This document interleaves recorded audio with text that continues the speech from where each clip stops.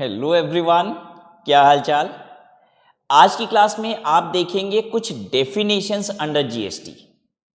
Right, जैसे India की definition क्या है, बिजनेस की डेफिनेशन क्या है, पर्सन की डेफिनेशन क्या है, टैक्सेबल पर्सन किसे कहते हैं, तो ये सब आप देखेंगे। आइए स्टार्ट कीजिए। जीएसटी इंडिया में एप्लीकेबल है, तो भाई जानना पड़ेगा इंडिया का मतलब क्या है, कहाँ एप्लीकेबल है। जैसे मान लीजिए इंडिया की बाउंड्री के बाहर हम पानी में हैं, ठीक है, और वहीं पानी में हम कुछ गुड्स एंड सर्विसेज खरीद लिए, तो जीएसटी लगेगी कि नहीं? क्योंकि समझना होगा ना, इंडिया कहाँ तक कहते हैं, इंडिया की धरती इंडिया है कि भाई हम इंडिया में के ऊपर हवा में हैं, हवाई जहाज में, वहाँ पे कुछ खरीद रहे हैं, तो जीएसटी लगेगा कि नहीं? क्योंकि हम हवा में हैं तो हवा इंडिया है कि नहीं है, जानना पड़ेगा ना। ठीक है, हम समुद्र में हैं, ठीक है, इंडिया की जो बाउंड्री है उसके बाहर समुद्र में है और पाताल में है एकदम, तो भैया पाताल में हम कोई सर्विस ले लिए, गुड्स ले लिए, तो जीएसटी लगेगा कि नहीं? We need to know what is India, right. तो आइए देखिए, कहता है India means the territory of India as refer to in article 1 of the constitution. हमारे संविधान के आर्टिकल 1 में जो टेरिटरी ऑफ इंडिया लिखी हुई है वो इंडिया है। तो आर्टिकल 1 ऑफ द कॉन्स्टिट्यूशन में क्या लिखा हुआ है? टेरिटरी ऑफ इंडिया मतलब the land mass of India, India की धरती इंडिया है। तो भाई एक चीज क्लियर हो गया कि इंडिया की धरती जो है वो इंडिया है, land mass of India. Constitution में बस इतना ही लिखा हुआ है, हमारे संविधान में इंडिया का मतलब इंडिया की धरती लिखा हुआ है। उसके बाद कह रहा है जीएसटी के लिए, अभी सुनो इंडिया का मतलब क्या है, इट्स टेरिटोरियल वाटर, उसका टेरिटोरियल वाटर भी इंडिया है। अच्छा, अब ये क्या होता है टेरिटोरियल वाटर, आइए बताते हैं आपको।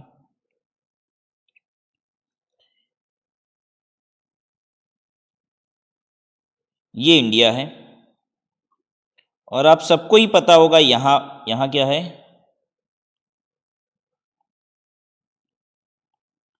यहां पानी है, तो ये पानी बना दिया मैंने, समुद्री पानी है ना, नीला है ये।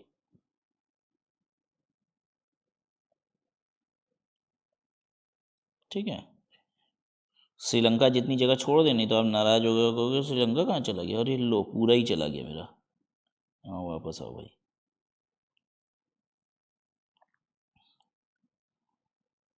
तो ये है इंडिया, और यहां पे इंडिया के लैंड मास से 12 नॉटिकल माइल तक का पानी, 12 नॉटिकल माइल, ठीक है, 12 नॉटिकल माइल तक का पानी जो है वो भी इंडिया है। ठीक है, जैसे हम धरती को किलोमीटर में नापते हैं ना, वैसे ही पानी में जब नपाई होती है तो नॉटिकल्स माइल्स में होती है। ठीक है, तो 12 नॉटिकल माइल तक का पानी भी कह रहा है इंडिया है, यानी इस पानी में भी आप कुछ गुड्स एंड सर्विसेज लेंगे, जीएसटी लगेगा, राइट। अच्छा, आपको पता है एक नॉटिकल माइल को अगर हम किलोमीटर में कन्वर्ट करेंगे तो कितना हो जाएगा? 1 nautical mile is equal to 1.852 kilometres, इतना होता है। मतलब तकरीबन तकरीबन आप 2 किलोमीटर के आसपास बोल सकते हैं कि ये होता है। तो 12 नॉटिकल माइल का मतलब हो जाएगा तकरीबन 22 किलोमीटर के आसपास। ठीक है, हालांकि पानी में जब मेजरमेंट होती है तो नॉटिकल माइल्स बोलते हैं हम। तो 12 नॉटिकल माइल तक का पानी इंडिया है। फिर आइए देखिए, सुनते हैं क्या कह रहा है।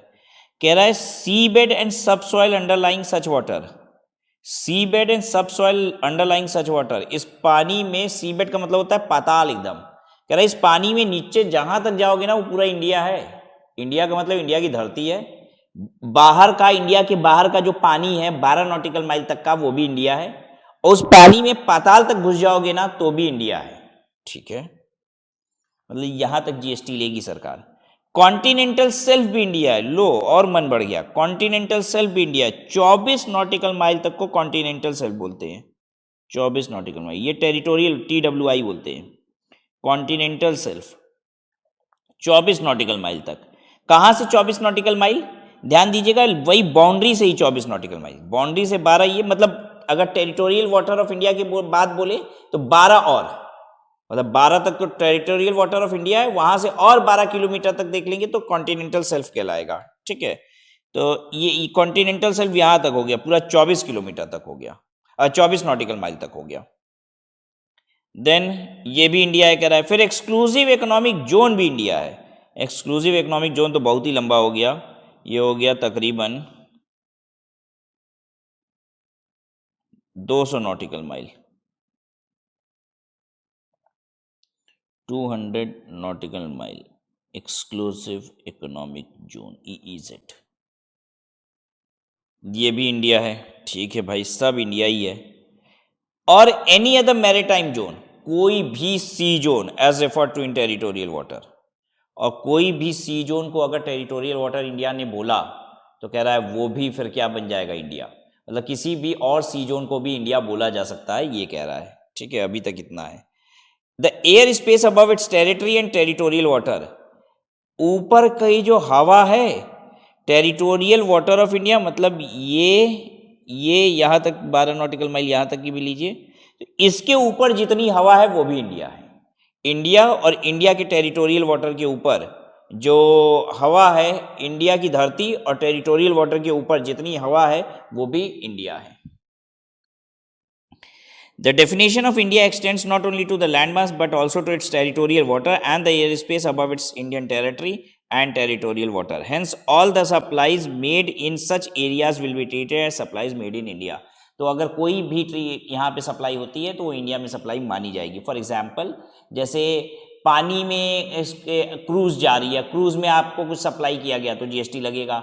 इंडिया के ऊपर से हवाई जहाज जा रहा है, उसमें जो सप्लाई हो रही है उस पर भी जीएसटी लगेगा। कुछ एग्जाम्पल देख लीजिए, जैसे musical performance by an artist on board a ship sailing from Chennai to Visakhapatnam. Chennai से विशाखापट्टनम के लिए शिप जा रही थी, मतलब इंडिया की बाउंड्री के आसपास सही किनारे किनारे से जा रही होगी, ठीक है।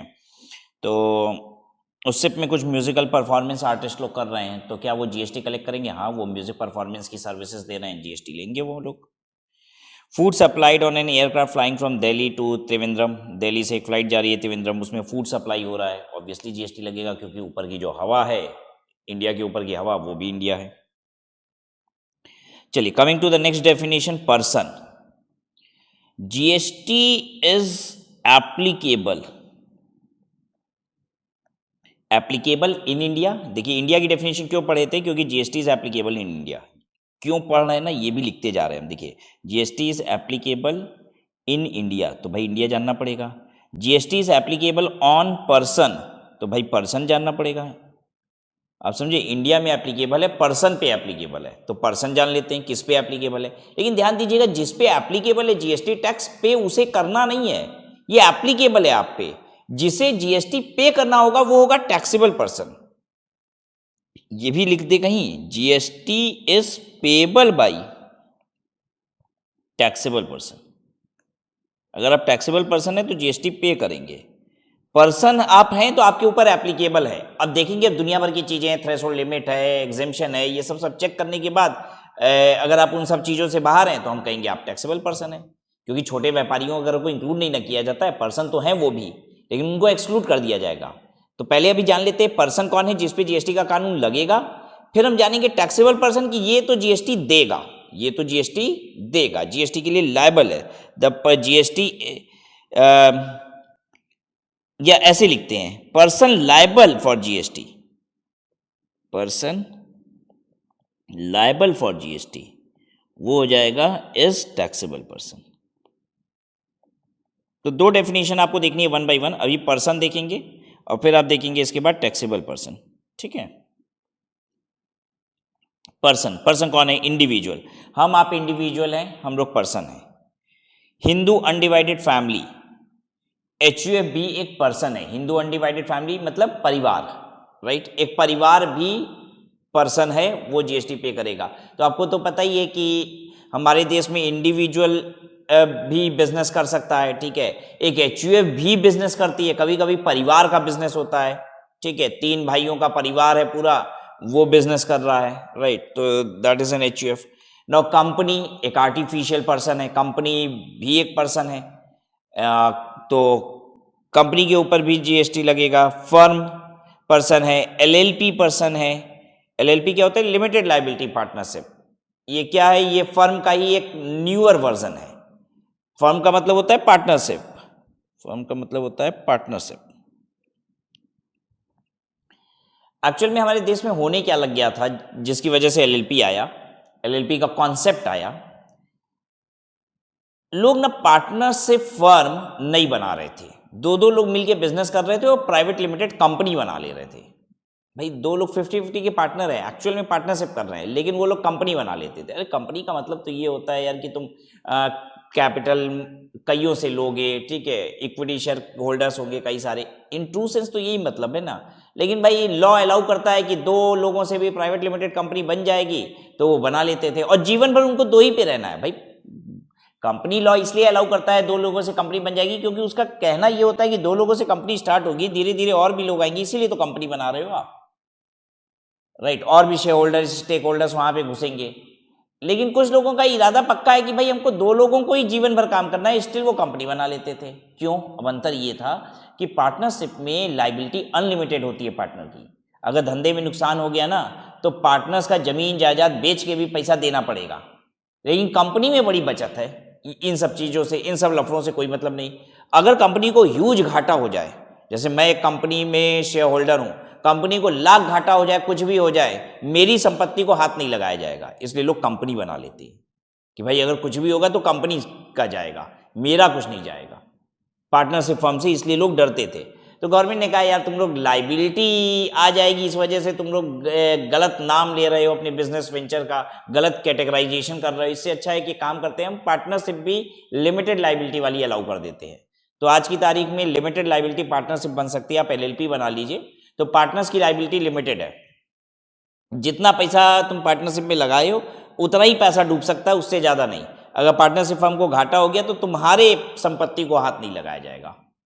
तो that can be done into partnership also with LLP. Association of person, body of individual weather incorporated और नॉट इन इंडिया और आउटसाइड इंडिया, एओपी, बीओआई, ये सब भी क्या है? पर्सन है, राइट। अच्छा देखिए, पर्सन्स में इन सब नामों को आपने ऑलरेडी टैक्सेस में रेफर कर रखा है, इनकम टैक्स में भी। अगर आपको जरा सा भी इसमें कोई कंफ्यूजन है, दिक्कत है, तो आप ऑब्वियस तुरंत इनकम टैक्स के पर्सन वाली डेफिनेशन को चेक कर लीजिएगा। The same definition is given here also, तो परेशान नहीं होइएगा अगर कोई भी बात नहीं समझ में आ रही है।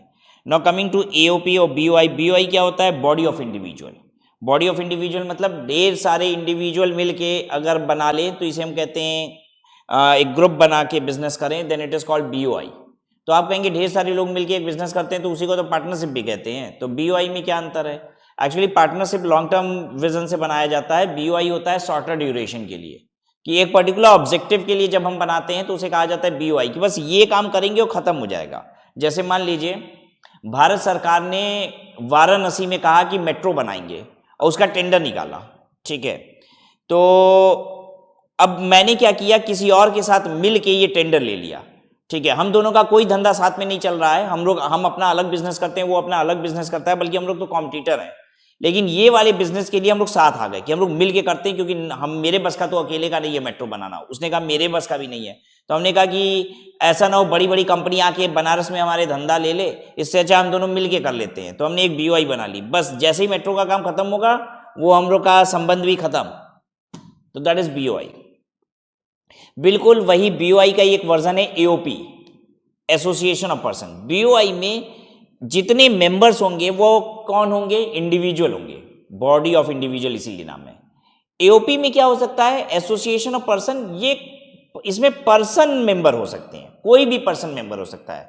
मतलब एक कंपनी दूसरी कंपनी मिलके एओपी बना सकती है। देखिए मिस्टर एक्स और मिस्टर वाई मिलके बीओआई बना पाएंगे, ए लिमिटेड और बी लिमिटेड मिलके क्या बना सकते हैं? एक एओपी बना सकते हैं। तो जैसे मान लीजिए कि मैं और जिसके साथ मैं बिजनेस कर रहा था, हम दोनों अपने इंडिविजुअल नाम से आते हैं बिजनेस साथ में करने, ठीक है, mister A mister B, then it will be called BOI. But suppose मेरी कंपनी और उसकी कंपनी इस वेंचर को साथ में करेगी, ठीक है, कंपनी का साथ में आई है काम करने के लिए, तो ये हो जाएगा कंपनी एक पर्सन है, राइट। तो वो कंपनी वो भी एक पर्सन है, पर्सन पर्सन मिलके क्या बनाएंगे? Association of person. जैसे मान लीजिए मैं एज एन इंडिविजुअल मिस्टर राज और ए लिमिटेड मिल के काम करेंगी, तो पता ही क्या हो जाएगा? एओपी। बट अगर सारे के सारे मेंबर इंडिविजुअल हैं, then it is called body of individual.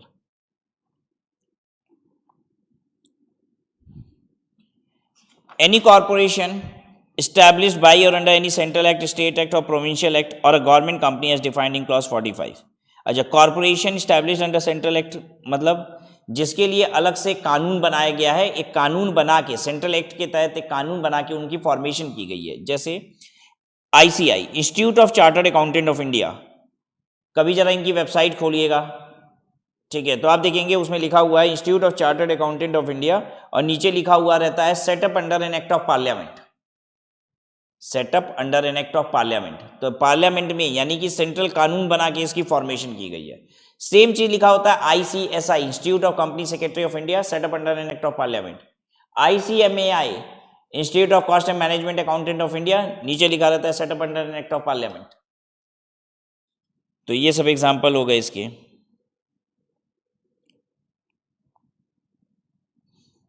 ये सब भी पर्सन है, इनके ऊपर भी GST लगेगा। अच्छा, ये लोग भी GST लेंगे। Any body corporate incorporated. अच्छा, अब एक बात बताते हैं, आप कहोगे कि सर क्योंकि यहाँ से अब आगे बढ़ने ही नहीं दोगे ना आप, फजियत ना हो जाए कहीं, क्योंकि वैसे तो मैं पर्सन ये बता रहा हूँ कि इन पे GST लगता है, ठीक है, क्या ये GST पे करेंगे? वो तो तब बात आएगी जब टैक्सेबल पर्सन होंगे, राइट। तो GST इनके ऊपर लगता है तो भी, लेकिन बच्चे तो अभी आधा अधूरा जानते हैं, अभी तो पूरी कहानी जानते नहीं, वहीं पे परेशान हो जाएंगे। जो ICI या ICSI आपसे फीस ले रही है उस पर GST नहीं लेती है, क्या आपको ये बात पता है? हाँ, उस पर फीस नहीं है, बाकी सब चीज़ों पे GST लगती है, सेमिनार कराएगी, कॉन्फ्रेंस कराएगी, सब पे GST होगा, उस पर फीस GST नहीं लगती है, क्योंकि GST में एक सर्विस है जिसका नाम है education which leads to a degree. कोई भी एजुकेशन जिससे आपको एक डिग्री मिल जाएगी उस पे GST नहीं है। तो पता है CA की जब आप रजिस्ट्रेशन फीस भरते हो तो उससे आपको एक डिग्री मिल सकती है, चार्टर्ड अकाउंटेंट, ठीक है, ये एक डिग्री है, राइट। तो जैसे आप CS का कोर्स करेंगे तो आप CS के लिए रजिस्टर कराते हैं तो आपको वो एक डिग्री दे सकता है, right. That is an education which में लीड टू अ डिग्री। वो एक ऐसी एजुकेशन है जिससे डिग्री मिल सकती है, तो उस पर GST नहीं होती। इसलिए जो बच्चों से फीस ली जाती है ना उस पर GST नहीं होती, बाकी दुनिया जान की सारी चीजों पे वो GST ले रहे हैं, वो पर्सन है, राइट। तो वो इसकी वजह से नहीं कि वो ये बॉडी है, वो एक्चुअल में दूसरी वजह से है। जैसे यूनिवर्सिटीज आपको डिग्री देती है, ठीक है, तो वो लोग GST नहीं लेते, क्योंकि आपको बस ये याद रखना है कि एजुकेशन में वो एजुकेशन जो डिग्री देता है आपको उस पर GST नहीं लगेगा। आप कहेंगे राज सर आप भी तो हमें एजुकेशन दे रहे हैं जिससे हमें डिग्री मिलेगी। नहीं, राज सर आपको डिग्री नहीं दिला सकते हैं, राज सर डिग्री नहीं दिला सकते हैं आपको। डिग्री तो जो इंस्टीट्यूट में आप रजिस्टर्ड हैं वही दे सकती है आपको। राज सर डिग्री ले पाए आप, इसके लिए आपको तैयार कर रहे हैं। मेरी education will never lead to a degree. Education उनकी है जो डिग्री दे रहा है, हम डिग्री थोड़ी ना दे रहे हैं। आप हमसे पढ़ के डिग्री जो लेंगे वो ICI से लेंगे या ICSI से लेंगे, हमसे नहीं लेंगे। अगर मैं कोई ऐसी एजुकेशन दे रहा होता कि मैं डिग्री भी दे दूंगा तो फिर मेरी एजुकेशन टैक्स फ्री होती। मेरी एजुकेशन टैक्स फ्री नहीं है, मेरे पे GST लगता है, आप बच्चे GST देते हो।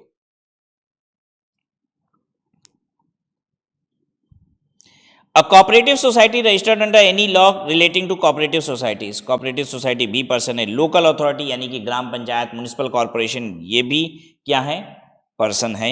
सेंट्रल गवर्नमेंट, स्टेट गवर्नमेंट भी पर्सन है। अच्छा, इनके ऊपर भी GST है। सोसाइटीज जी, जैसे सोसाइटी मतलब क्या है, जैसे आप अगर आप फ्लैट में रहते हो तो जो बिल्डिंग है वो भी अपने आप को एक सोसाइटी की तरह रजिस्टर कराती है, ठीक है। जैसे मैं जिस बिल्डिंग में रहता हूँ उसका नाम है रॉयल रेजिडेंसी, तो वो भी एक सोसाइटी के तहत रजिस्टर्ड है, उसका नाम है रॉयल रेजिडेंसी सोसाइटी।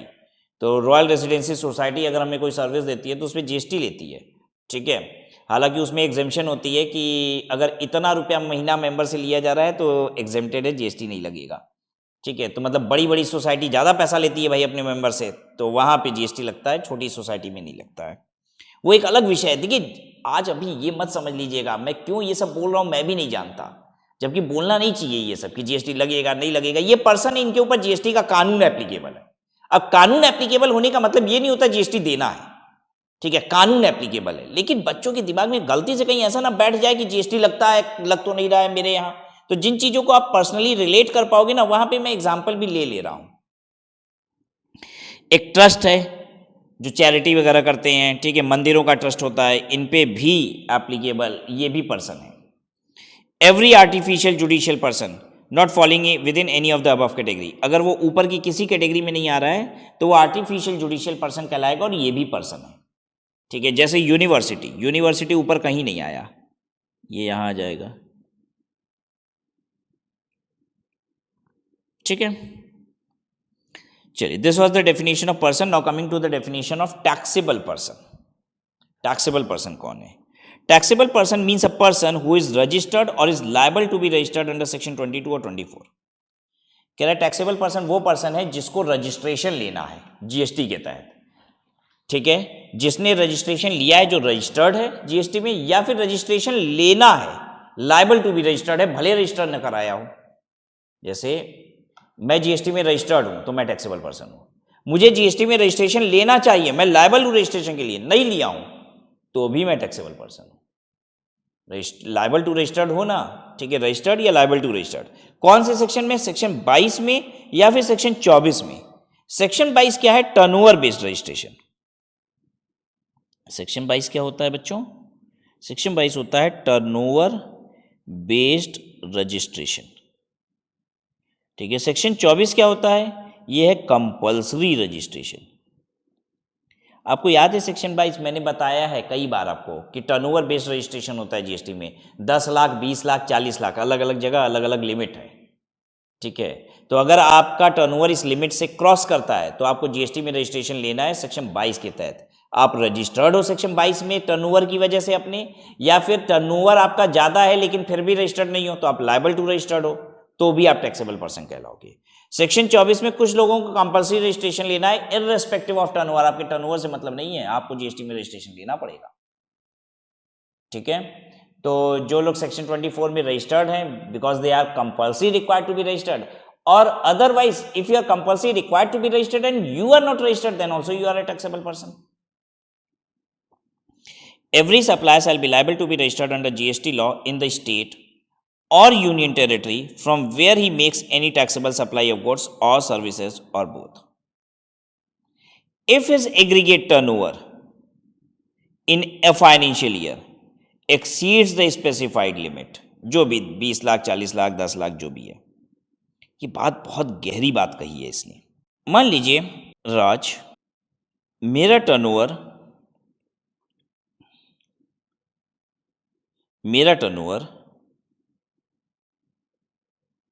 यूपी में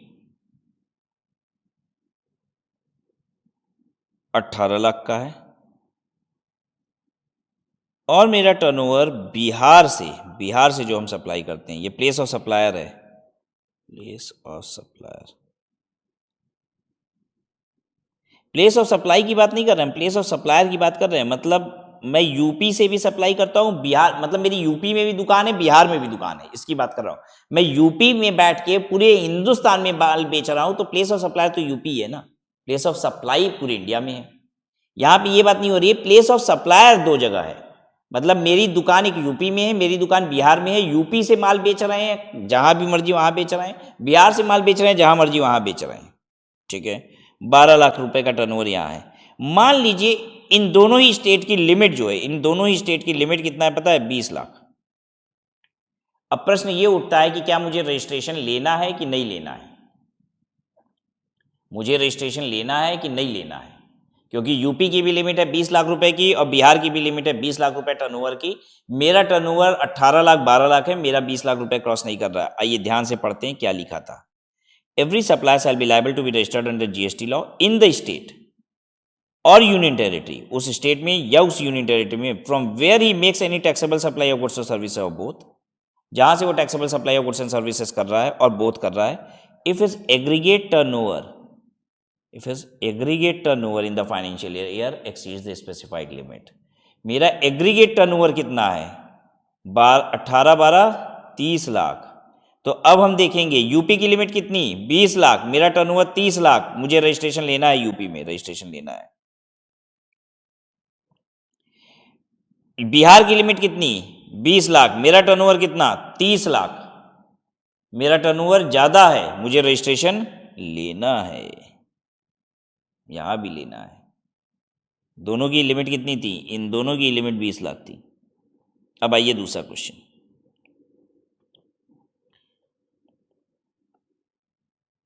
मेरा turnover CA CS CMA classes का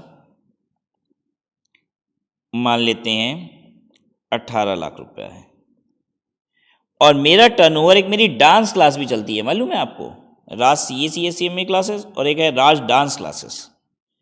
इस डांस क्लास की मेरी रेवेन्यू जो है वो है 12 लाख रुपया। ठीक है, अब आपकी नॉलेज के लिए बता रहा हूं कि ये जो CA CS CMA क्लासेस है ये टैक्सेबल होती है, और डांस क्लासेस ना एग्जेम्प्ट है, इस पे टैक्स नहीं लगता है। डांस क्लासेस एग्जेम्प्ट है, इस पे टैक्स नहीं लगता है। ठीक है, मेरा टर्नओवर कितना है? टैक्सेबल टर्नओवर 18 लाख रुपए है। ये दोनों ही टर्नओवर यूपी स्टेट का है। मेरा यूपी में टर्नओवर जो टैक्सेबल टर्नओवर है 18 लाख रुपए का है। यूपी की लिमिट 20 लाख रुपए की है। यूपी की लिमिट 20 लाख रुपए, मेरा टर्नओवर 18 लाख रुपया।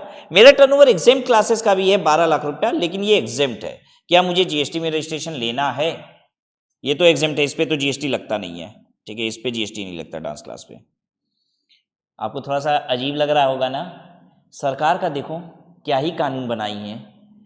ये जो पढ़ाई लिखाई वाली क्लासेस है इस पे 18% टैक्स लगता है, और ये नाच कूद वाली क्लासेस होती हैं इस पे टैक्स नहीं लगता है। मतलब सरकार कह रही है नाचो कूदो, ये सब बढ़िया चीज़ होती है, इस पे जीएसटी भी नहीं लेंगे, हम इंकरेज करते पढ़ाई लिखाई मत करना, ये महंगा है। वैसे तो सच पूछे ना तो कभी कभी ये तो मुझे खुद भी, ये मैं मजाक में नहीं बोल रहा था, मुझे खुद भी कभी कभी अजीब लगता है कि सरकार कैसे सोच रही है। मतलब एजुकेशन नेसेसिटी है या लग्जरी है? ये नेसेसिटी है, सबको मिलनी चाहिए एजुकेशन। एजुकेशन को सरकार को सस्ता करना चाहिए। सरकार दबा के 18% जीएसटी ले रही है। यार 18% 28% ये हायर वाला स्लैब होता है। जो बेसिक नेसेसिटी वाली चीज़ें होती है वो 5 और 12 में रखी जाती हैं, सरकार एजुकेशन को 18 में रखती है। मतलब मैं तो एकदम बिल्कुल अगेंस्ट हूँ, और हो भी जाऊँगा, थोड़ा सा बायस्ड भी रहता हूँ एजुकेशन को लेके। ठीक है, क्योंकि यही मेरा काम है। तो मुझे खुद को लगता है कि सरकार को 18% नहीं, अगर मुझसे पूछे तो मैं कहूँगा कि एजुकेशन पे 5% जीएसटी होनी चाहिए, मैक्सिमम 5% जीएसटी होनी चाहिए। अब लेकिन देखिए गवर्नमेंट करेगी नहीं इसको, पता है, क्योंकि जिस पे दबा के रेवेन्यू आ रही है ना, गवर्नमेंट नहीं करती कब। अब उनको लगता है कि ये सब कोचिंग इंस्टीट्यूट्स वगैरह से, ऑनलाइन ऑफलाइन कोचिंग इंस्टीट्यूट से बहुत पैसा आता है, टैक्सेस बहुत ज़बरदस्त आता है, तो गवर्नमेंट उस रेवेन्यू का लॉस नहीं करना चाहती, इसलिए ले रही है टैक्सेस। चलिए ठीक है, जो भी है। अब मुझे रजिस्ट्रेशन लेना है कि नहीं ये बताइए। तो आइए वापस से पढ़ते हैं क्या कहता है। Every supplier shall be liable to be registered under the GST law in the state और union territory from where he makes any taxable supply, जहां से वो कुछ भी टैक्सेबल सप्लाई कर रहा है। ठीक है, if is aggregate turnover in the financial year exceeds specified limit. कह रहा है तुम टैक्सेबल टर्नओवर करते हो, एनी टैक्सेबल टर्नओवर कर रहे हो, तो कह रहा है कि तुमको रजिस्ट्रेशन लेना पड़ेगा अगर एग्रीगेट ज्यादा है लिमिट से। एग्रीगेट कितना है? 30 लाख। एग्रीगेट ज्यादा है लिमिट से, और कुछ भी एनी टैक्सेबल सप्लाई कर रहे हो। हाँ कर तो रहे हैं भाई, एनी टैक्सेबल सप्लाई, एनी कह रहा है, उसमें अमाउंट कितना है इसको नहीं बोल रहा है। कह रहा है अगर आप किसी भी स्टेट से कुछ भी टैक्सेबल सप्लाई करते हैं और आपका एग्रीगेट टर्नओवर ज्यादा है, ठीक है, लिमिट से, तो आपको जीएसटी में रजिस्ट्रेशन लेना पड़ेगा। तो you have to take registration under GST. आइए तीसरी बात करते हैं। मेरा टर्नओवर डांस क्लास का 50 लाख रुपया है। ठीक है, यूपी में यहाँ पे जो लिमिट है वो 20 लाख की है, और ये डांस क्लासेस एग्जेम्प्ट होता है। क्या मुझे जीएसटी में रजिस्ट्रेशन लेना है? एग्रीगेट टर्नओवर 50 लाख रुपए से ज़्यादा है, एग्रीगेट टर्नओवर 20 लाख रुपए से ज़्यादा है, क्या मुझे रजिस्ट्रेशन लेना है? आंसर इज नो, नहीं लेना है। क्योंकि कहता है उस स्टेट में ही आपको रजिस्ट्रेशन लेना होता है जहां से एनी टैक्सेबल सप्लाई है। I do not have any taxable supply, taxable supply तो एकदम ही नहीं ना है। एग्रीगेट टर्नओवर लिमिट से ज़्यादा होना चाहिए और कुछ टैक्सेबल सप्लाई होनी चाहिए। अब एक बात बताइए, यहाँ जीएसटी में रजिस्ट्रेशन लेके भी क्या ही अचार डालेंगे हम? जीएसटी तो लेना ही नहीं ना हमको किसी पे। यहाँ पे जीएसटी में रजिस्ट्रेशन लिए तो इस पे जीएसटी लेंगे और सरकार को देंगे। अच्छा, आप कहेंगे सरकार एग्रीगेट टर्नओवर क्यों देख रही है? सर, सरकार एग्रीगेट टर्नओवर इसलिए देख रही है क्योंकि वो कहती है कि छोटे व्यापारियों को हमको दायरे से बाहर रखना है, बड़े व्यापारियों को तो लेना है दायरे में। अरे कह रही है तुम डांस कराते हो या सीए कराते हो तो बड़े व्यापारी, 30 लाख रुपया का सेल कर रहे हो तो बड़े व्यापारी ना तुम। तो ठीक है, डांस पे थोड़ी ना जीएसटी लेंगे हम, ये एग्जेम्प्ट इस पे लेंगे नहीं जीएसटी, जीएसटी लेंगे इसी पे 18 लाख पे। आइए दूसरी बात करते हैं। मान लीजिए CS वाली क्लासेस जो है मेरी, इसका टर्नओवर 1 लाख रुपए है बस साल का, ये टैक्सेबल है। और जो डांस क्लास है इसका टर्नओवर 50 लाख रुपए है। क्या मुझे GST में रजिस्ट्रेशन लेना है? आंसर इज यस, क्योंकि एग्रीगेट टर्नओवर 51 लाख रुपए का है और कुछ ना कुछ तो मैं टैक्सेबल सप्लाई कर ही रहा हूँ, 1 लाख रुपए की ही सही, तो मुझे रजिस्ट्रेशन लेना है। यहाँ नो रजिस्ट्रेशन था। ठीक है, GST कितने पे लगेगा? GST बस वही उसी पे लगेगा जो टैक्सेबल है, एग्जेम्प्ट पे GST नहीं लगता, टैक्सेबल पे ही लगेगा, तो 1 लाख रुपए पे GST लगेगा। ठीक है, अच्छा क्या मैं आपको रजिस्ट्रेशन पढ़ा रहा हूं? Answer is no. जब आप रजिस्ट्रेशन चैप्टर पे आएंगे तो आपको समझ में आएगा कि रजिस्ट्रेशन लेना है कि नहीं। इतनी बात समझाने में 2-3 क्लास निकल जाएगी। यस, मोर देन 3-4 क्लासेस निकल जाएंगी जस्ट टू अंडरस्टैंड कि GST लेना है कि नहीं रजिस्ट्रेशन। यहाँ तो आप कह रहे हैं इतना जल्दी आ गया ये सब, ये बहुत बेसिक बात कर रहा हूं मैं, बहुत बेसिक बात कर रहा हूं।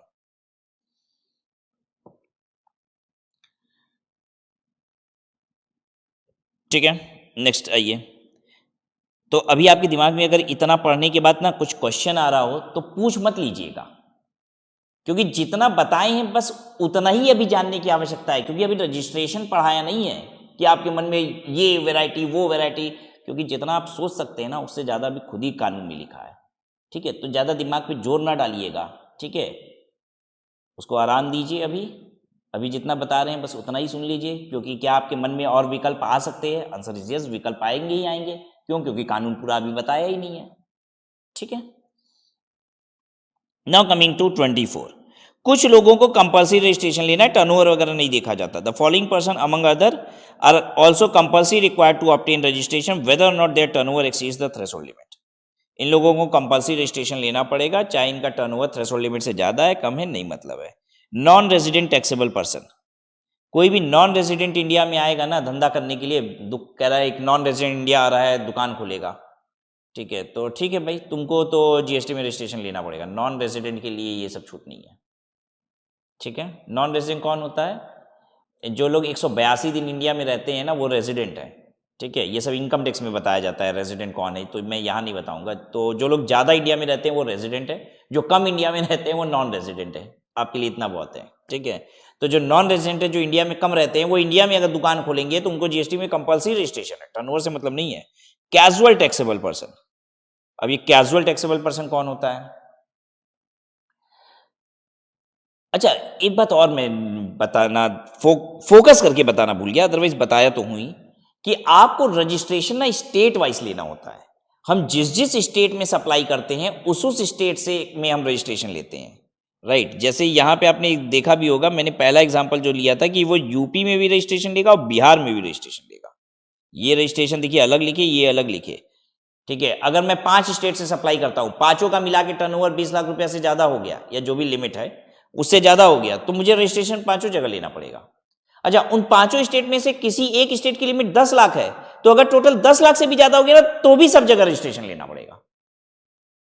मतलब अगर 5 स्टेट में हम सप्लाई कर रहे हैं, मतलब मेरी दुकान 5 स्टेट में है, तो आपको यह देखना है कि पांचों में से सबसे कम लिमिट कहां पे है। अगर उस लिमिट से एक्सीड कर रहा है तो बस सब जगह आप रजिस्ट्रेशन लीजिए। राइट, अच्छा अब ये कैजुअल टैक्सेबल पर्सन कौन है? मान लीजिए मैं यूपी में रजिस्टर्ड हूं, क्योंकि मैं यूपी में से ही सप्लाई करता हूं, मेरी दुकान यूपी में ही है। बिहार में एक मेला लगने वाला है, ठीक है, तो मैंने सोचा कि इस मेले में माल की बिक्री हो जाएगी। मैंने झोला में 5-6 झोला बनाया, उसमें माल भरा, ट्रेन पकड़ के निकल गए बिहार। मेले में अपना हमने सोचा कि एक काम करेंगे, मेले में अपना एक ठेला लगाएंगे और माल बेचना शुरू कर देंगे वहां से। तो ये पर्सन कहलाता है कैजुअल टैक्सेबल पर्सन। समझ में आया कैजुअल टैक्सेबल पर्सन कौन है? जो दूसरे स्टेट में कैजुअली जाके माल बेचता है, हमेशा नहीं, कैजुअली कभी जाके माल बेचेगा। राइट, और वो किसी एक स्टेट में रजिस्टर्ड भी है। तब देखिए कैजुअल टैक्सेबल पर्सन, सबसे पहली बात तो वो एक टैक्सेबल पर्सन है, मतलब रजिस्टर्ड अंडर GST है कहीं, और वो कैजुअली दूसरे स्टेट में जा रहा है, तो कह रहा है आपको दूसरे स्टेट का रजिस्ट्रेशन अभी तुरंत लेना पड़ेगा। मतलब समझ में आया? अच्छा ध्यान दीजिएगा, हम यूपी में ठेला लगाते हैं, ठेला वाले हैं, हम GST में रजिस्टर्ड नहीं है। हमने सोचा नहीं यूपी में ठेला नहीं लगाएंगे, अब बिहार में ठेला लगाएंगे। ठेला लेके बिहार पहुंच गए, GST रजिस्ट्रेशन लेना है क्या? नहीं भाई, तुम कैजुअल टैक्सेबल पर्सन थोड़ी ना हो। ये तो ठेले वाले हर जगह लगाते ही रहते हैं अपना ठेला, कभी यूपी लगा लिया, बिहार लगा लिया, फिर दिल्ली लगा के भी देख लेते हैं, उनको नहीं लेना रजिस्ट्रेशन। फिर से सुनिएगा मेरी बात, बहुत ध्यान से सुनिएगा। मैं यूपी में एक रजिस्टर्ड सप्लायर हूं, ठीक है, और मैं बिहार में माल बेचने जा रहा हूं 1-2 दिनों के लिए किसी भी वजह से, ठीक है, झोले में सामान लिया और लेके चल गया, बिहार में माल बेचूंगा, मैं बिहार से माल बेचूंगा, तो मुझे बिहार में रजिस्ट्रेशन लेना पड़ेगा।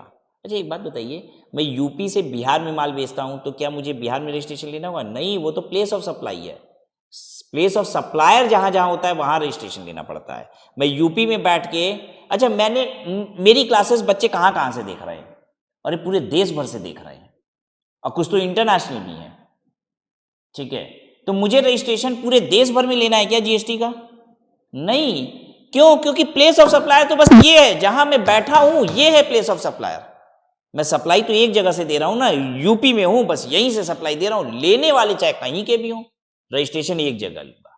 अच्छा यही कोचिंग क्लास मेरी अगर यूपी और बिहार 2 जगह होती, मैं यूपी से भी पढ़ा रहा हूं और बिहार से भी पढ़ा रहा हूं, तो मैं दोनों जगह रजिस्ट्रेशन लेता, यूपी में भी रजिस्ट्रेशन लेता और बिहार में भी रजिस्ट्रेशन लेता। लेकिन यूपी में बैठ के प्लेस ऑफ सप्लाई मेरी पूरे हिंदुस्तान में भी है, then also have to take just one registration, because you have to take registration in the state in which you have place of supplier, ठीक है, तो इन दोनों को रजिस्ट्रेशन कंपल्सरी लेना पड़ेगा। Recipient of supplies of goods और services that are notified for tax on reverse charge basis. अच्छा GST में ना रिवर्स चार्ज भी है। कुछ केसेस में ऐसा होता है कि जो माल देने वाला है, जो सप्लायर है, वो छोटा व्यापारी है और लेने वाला बड़ा व्यापारी है। सरकार कहती है देखो छोटा वाला व्यापारी रजिस्टर्ड तो है नहीं जीएसटी में, तो हमसे कहती है तुम राज बड़े व्यापारी हो, हम कहते हैं हाँ, तो कहता है एक काम करो तुम ही जीएसटी दे दो इसका। हम कहते हैं अरे ये क्या? तो कहती है हाँ रिवर्स चार्ज, उल्टा चार्ज लगा रहे हैं, ठीक है। ऐसे तो जो माल बेचता है वो अपनी बिल में जीएसटी लगा के लेता है रेसिपेंट से, ठीक है, और सरकार को देता है। सरकार कह रही है वो तो छोटा व्यापारी है, कहाँ से जीएसटी लेगा, हमको देगा, उसके बस का ही नहीं है, ये सब कर ही नहीं पाएगा लिखा पढ़ी। तुम एक काम करो, तुम मुझसे माल खरीद रहे हो, जितना जीएसटी होता है तुम उसको मत दो, रहने दो, ठीक है, क्योंकि वो छोटा व्यापारी है, उसको तो जीएसटी के दायरे से बाहर है। वो जीएसटी जो तुमने खरीदारी पे तुम्हारे बनता है वो हमको तुम दे दो डायरेक्ट, ये होता है रिवर्स चार्ज, ठीक है। अगर मेरे ऊपर रिवर्स चार्ज के तहत जीएसटी पे करने की जिम्मेदारी आती है, तो कुछ केसेस में है ऐसा, रिवर्स चार्ज सब पे नहीं लगता, तो अगर मुझे रिवर्स चार्ज के तहत, यानी अगर मुझे अपनी परचेज पे जीएसटी देना है ना, तो भाई अब सेल से मतलब ही क्या है, आपका सेल कितना भी हो, 1 ही लाख हो, 2 ही लाख हो, कुछ भी हो, मुझे जीएसटी में रजिस्ट्रेशन लेना पड़ेगा, क्योंकि मुझे सेल की वजह से नहीं, परचेज की वजह से जीएसटी सरकार को देना है, इसलिए मुझे जीएसटी में रजिस्ट्रेशन लेना पड़ेगा। तो कहता है कि अगर तुम्हें परचेज की वजह से जीएसटी पे करने की आवश्यकता है, then you have to take registration under GST. Person such as agent who make taxable supplies on behalf of other taxable person. Person such as agent who make taxable supplies on behalf of other taxable person. अच्छा कुछ agent होते हैं, वो क्या करते हैं, किसी और के बिहाफ पे माल बेचते हैं, तो उनको भी जीएसटी में रजिस्ट्रेशन लेना पड़ता है। फॉर एग्जाम्पल मैं आपको बताता हूँ एक एजेंट का एग्जाम्पल। जो लोग एग्जीबिशन लगाते हैं, पेंटिंग का एग्जीबिशन, तो वो लोग क्या करते हैं, जो लोग पेंटर होते हैं उनको बोलते हैं कि आप अपनी पेंटिंग मेरे एग्जीबिशन में लगा दीजिए, ठीक है। तो कल मेरा एग्जीबिशन ओपन होगा, यहाँ पे कस्टमर्स आएंगे, देखेंगे, उनको पेंटिंग पसंद आएगी तो मैं ही बेच दूंगा आपके बिहाफ पे, और फिर अपना जो मेरा कट है वो काट के आपको पेमेंट कर दूंगा। यानी मान लीजिए मैं एग्जीबिशन लगाने वाला हूँ, तो मैं पेंटिंग खरीदता नहीं हूं किसी से, मैं एग्जीबिशन लगाने वाला हूं, मैं पेंटर को बोलता हूं अपनी पेंटिंग लाके लगा दो यहां पे, ठीक है। कल मेरे एग्जीबिशन में लोग आएंगे, अगर तुम्हारी पेंटिंग पसंद आएगी तो मैं बेच दूंगा तुम्हारे बिहाफ पे। मतलब समझे कि जो पेंटर है उसको 1 रुपया भी हम दिए नहीं है, बस वो मेरी दुकान में लाके, एग्जीबिशन वाली दुकान में लाके बस लगा दिया है। माल बिकेगा तो हम उसको पैसा देंगे, नहीं बिकेगा तो कहेंगे ले जाओ अपनी पेंटिंग। ऐसे होता है एग्जीबिशन का धंधा। तो अब मैंने जब पेंटिंग दी तो मैं एक एजेंट की तरह माल बेच रहा हूं, क्योंकि मैं तो उसका ओनर हुई नहीं ना, तो मैं कैसे बेच रहा हूं, I am selling that product as an agent, ठीक है। तो मुझे जीएसटी में रजिस्ट्रेशन लेना पड़ेगा, ये मैंडेटरी है। मेरा टर्नओवर कितना इससे मतलब नहीं है। अगर मैं अपने दिमाग में ऐसे बैठा लीजिए, एजेंट वो बंदा है जो बिना माल खरीदे ही बेच रहा है, ठीक है। तो जो भी बंदा बिना माल खरीदे ही बेच देता है वो बंदे को जीएसटी में रजिस्ट्रेशन लेना पड़ता है। याद रहेगा आपको? नहीं याद रहेगा, आपकी दिक्कत, मैं क्या कर सकता हूं। Electronic commerce operator. Electronic commerce operator का मतलब होता है वो लोग जो इलेक्ट्रॉनिक प्लेटफॉर्म बनाते हैं जिस पे बायर और सेलर आके मिलते हैं। जैसे अमेजॉन, ये इलेक्ट्रॉनिक कॉमर्स ऑपरेटर है। फ्लिपकार्ट, ये इलेक्ट्रॉनिक कॉमर्स ऑपरेटर है, शॉर्ट में बोलते हैं इसको ईसीओ। जबरदस्त धंधा करके बैठे हैं ये लोग, बायर और सेलर। बायर अपना माल लगाता है, सेलर अपना माल लगाता है, बायर वहां से माल खरीदता है, फ्लिपकार्ट अपना कमीशन खाता है। ठीक है, एक प्लेटफॉर्म बना दिया है, राइट। अमेजॉन क्या है? वही है, एक ईसीओ है, इलेक्ट्रॉनिक कॉमर्स ऑपरेटर। एक प्लेटफॉर्म बना दिया। तो व्हाट इज ईसीओ? एक प्लेटफॉर्म, एक ऑनलाइन प्लेटफॉर्म जहां पे बायर और सेलर ट्रांजैक्ट करते हैं, that is called an eco. ठीक है, तो ये जो ईसीओ हैं इनका सेल कितना इससे मतलब नहीं, इनको रजिस्ट्रेशन लेना पड़ेगा। तो भाई गवर्नमेंट भी जानती है ये ईसीओ छोटा बंदा थोड़ी ना हो सकता है, छोटा व्यापारी तो ही ना, ईसीओ तो बड़ा ही व्यापारी होगा, तो उसको रजिस्ट्रेशन लेना है। Now person supplying OIADAR services, ये इसको शॉर्ट में लिखने की ना आदत है सबकी, इस सर्विस का नाम ही इतना बड़ा है। ऑनलाइन, आई का मतलब information, online information and data access retrieval services.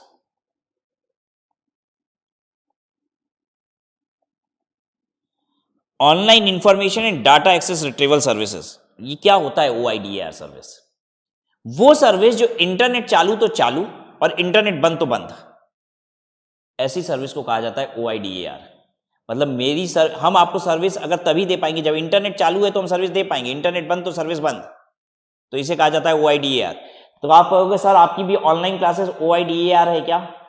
क्योंकि जब आप इंटरनेट चालू तो आपकी सर्विस चालू, अदरवाइज बंद। नहीं, क्योंकि मेरी सर्विस अलग से लिखी हुई है, एजुकेशन सर्विस। अगर कोई भी सर्विस किसी और कैटेगरी में डिफाइंड है तो वो वहां जाएगी, अदरवाइज इसलिए मेरी सर्विस तो एजुकेशन है। ठीक है, ये एजुकेशन है क्योंकि इसकी अलग से कैटेगरी बनी हुई है। हम जो सर्विस दे रहे हैं क्योंकि एजुकेशन में ये लिखा हुआ है कि एजुकेशन किसी भी मोड से दिया जाएगा वो एजुकेशन है, तो इसलिए ये वाली बात एप्लीकेबल नहीं होती। उसमें लिखा हुआ है कि चाहे वो वर्चुअल हो, ऑनलाइन हो, कैसे भी हो, एजुकेशन मतलब एजुकेशन, दैट्स ऑल। ठीक है, तो OIDAR का एग्जाम्पल मैं लूं, जैसे गाना ऐप, इसमें क्या है? इंटरनेट चालू तो गाना सुनिए, इंटरनेट बंद तो गाना बंद। ठीक है, नेटफ्लिक्स OIDAR है, इंटरनेट चालू तो मूवी चालू, इंटरनेट बंद तो मूवी बंद। लेकिन आप कहेंगे सर हम ना ऑफलाइन डाउनलोड कर लेते हैं, बाद में इंटरनेट बंद रहता है तो भी देख लेते हैं। अरे बेटा, तो बाहर निकाल थोड़ी ना देते हो, ऐप के अंदर देख लेते हो। ठीक है, तो जितना तुम बाद में देख रहे हो उतना इंटरनेट वो पहले ही ले लिया है ना डाउनलोड करते समय। ठीक है, विद इन ही ऐप आप देख रहे हो, तो इसको भी OIDAR ही कहते हैं। ठीक है, मतलब जो आप बाद में देख रहे हो उसका इंटरनेट यूज हो चुका है। ठीक है, तो इसलिए उसको OIDAR ही कहते हैं। विद इन ऐप भी अगर आप देख रहे हो, मतलब ऐसे समझ लीजिए वो सर्विसेज जिसको विद इन ऐप आप ऑफलाइन देख पाते हो ना, वो भी OIDAR में ही होगी, क्योंकि वो ऑनलाइन से आपने डाटा डाउनलोड किया है लेकिन विद इन द ऐप ही है। ठीक है, हाँ, डाटा आप डाउनलोड कर लोगे वो बाहर आ जाएगा ऐप के और जब मर्जी तब आप देख सकते हो, then it is not OIDAR।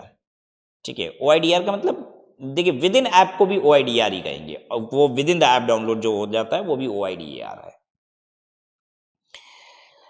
अब ये गवर्नमेंट ने इस पे क्या बोला है, देखिए, person supplying OIDAR services from a place outside India, India के बाहर से सप्लाई कर रहे हैं OIDAR to an unregistered person in India. ये क्या है एक्चुअली, मैं आपको बताता हूं।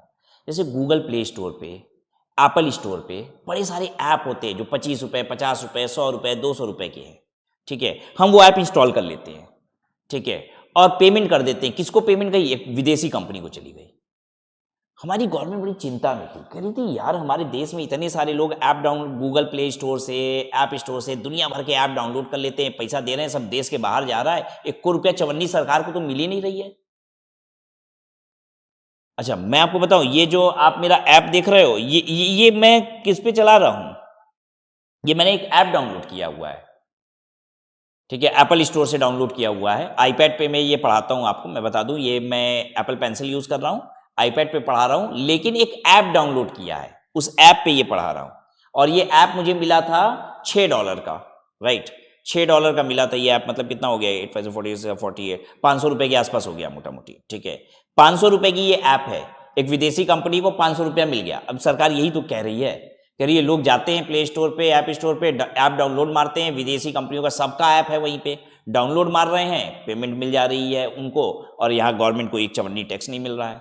तो गवर्नमेंट ने कहा कि अगर तुम OIDR सर्विसेज देते हो, ठीक है, मतलब ऑनलाइन सर्विस कुछ दे रहे हो, तो आपको इंडिया में रजिस्ट्रेशन लेना पड़ेगा, और अगर आप नहीं लोगे रजिस्ट्रेशन तो पता है क्या है, यानी जो लोग भी, जितने भी ऐप आपको प्ले स्टोर पे इंडिया में दिखाई दे रहे हैं, उन्होंने सबने अगर वो OIDR सर्विस दे रहे हैं तो उन्होंने GST में इंडिया में रजिस्ट्रेशन ले रखा है, नहीं तो वो ऐप दिखाई नहीं देगा इंडिया में।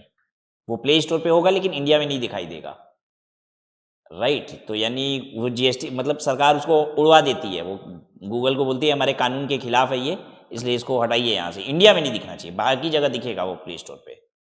समझ में आई बात?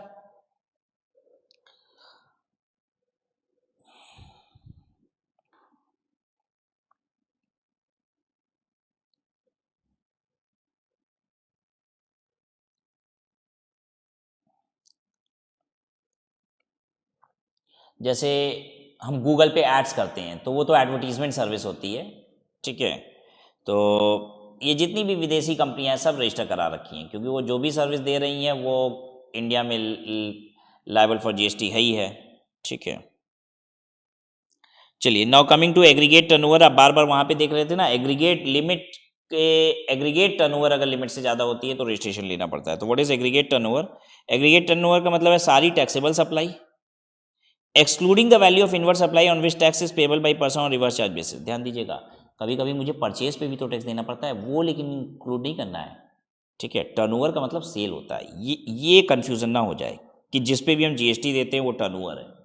परचेज पे अगर आप टैक्स दे रहे हो तो वो टैक्स जरूर दे रहे हो, लेकिन वो है परचेज, वो सेल नहीं बन जाएगा, ठीक है। ये बात गलती मत कर देना। तो taxable supply, exempt supply, export आप कर रहे हो, इंटर स्टेट सप्लाई कर रहे हो, मतलब inter state, intra state, export, exempt, सब जितना भी सेल है वो सब काउंट होता है एग्रीगेट में, ठीक है। एग्जेम्प्ट सप्लाई याद है, 0% वाली को एग्जेम्प्ट सप्लाई कहते हैं, और नोटिफिकेशन या स्पेशल ऑर्डर से गवर्नमेंट एग्जेम्प्ट कर देती है। सब याद है कि भूल गए? नोटिफिकेशन या स्पेशल ऑर्डर। उसके बाद एग्जेम्प्ट सप्लाई में पेट्रोल वाले 5 प्रोडक्ट आते हैं, 5 पेट्रोल के प्रोडक्ट प्लस अल्कोहल, ये सब जिनका GST से कोई लेना देना नहीं है वो सब भी काउंट होंगे एग्रीगेट टर्नओवर में।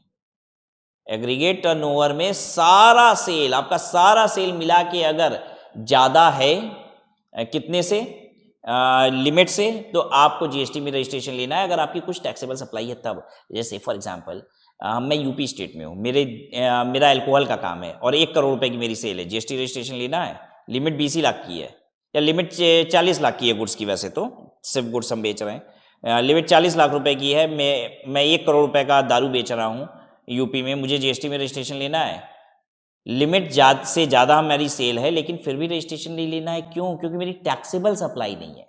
बेटा आपने पढ़ा था बड़े अच्छे से, आपकी टैक्सेबल सप्लाई होनी चाहिए और टोटल टर्नओवर, आपकी कुछ ना कुछ टैक्सेबल सप्लाई होनी चाहिए, और टोटल टर्नओवर जो है वो लिमिट से ज़्यादा होना चाहिए। तो टोटल टर्नओवर लिमिट से ज़्यादा है लेकिन टैक्सेबल सप्लाई नहीं ना है मेरी तो सिर्फ एग्जेम्प्ट सप्लाई है, सिर्फ दारू बेचते हैं। अब जो पेट्रोल पंप वाले हैं, ठीक है, वो पेट्रोल बेचते हैं करोड़ों रुपए का, तो एग्रीगेट टर्नओवर उनकी ज़्यादा हो जाती है। जो लुब्रिकेंट होता है वो उस पर GST लगता है, वो टैक्सेबल सप्लाई है, वो थोड़ी सी होती है, साल भर की 2-4-5 लाख रुपए होती है, लेकिन उनको GST में रजिस्ट्रेशन लेना पड़ता है क्योंकि एग्रीगेट टर्नओवर उनका ज़्यादा है लिमिट से, राइट। और कुछ टैक्सेबल सप्लाई है, थोड़ी सी टैक्सेबल सप्लाई है। अब एक पेट्रोल पंप वाले का 50 करोड़ रुपए का पेट्रोल बिकता है, एक पेट्रोल पंप वाले का 50 करोड़ रुपए का पेट्रोल बिकता है और 1 लाख रुपए का बस लुब्रिकेंट बिकता है, GST में रजिस्ट्रेशन लेना होगा, क्योंकि टर्नओवर लिमिट से ज़्यादा है और टैक्सेबल सप्लाई कुछ ना कुछ तो है, right. Of person having same PAN to be computed on all India basis. एक पैन का टर्नओवर जोड़ते हैं, जैसे राज अग्रवाल का पैन, ठीक है, ये पैन है, इस पैन पे जितना टर्नओवर है उसको जोड़ लगाते हैं, ठीक है।